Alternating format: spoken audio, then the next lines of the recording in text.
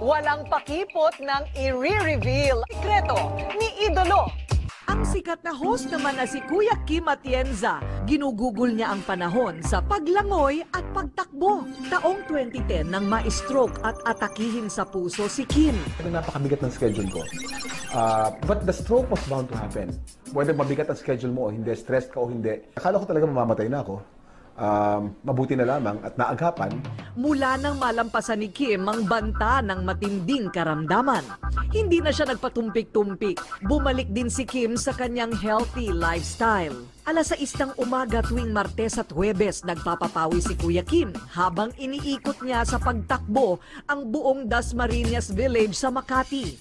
Kasama ko sa team Katas, Gilbert Remulla, of course. Ako tandaan si Bel Daza. Hello! Carlos, the beautiful Ann Curtis. Sarap talaga mag-exercise kasi ang pag-ensayo ay maganda para sa puso natin, para sa katawan natin, para sa itsura natin, at para sa ugali natin.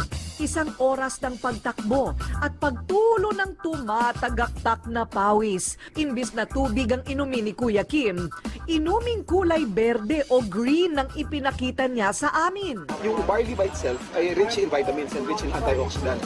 Kailangan natin yan para mag-recover yung katawan natin at para hindi tayo tumanda ng mabilis. Mayaman kasi ang barley sa natural nitong enzyme, folic acid, chlorophyll, organic sodium at marami pang iba.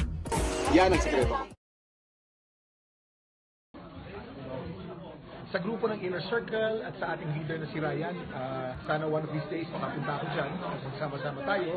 But I'm so happy to be part of this one family, the Sante Barley Family.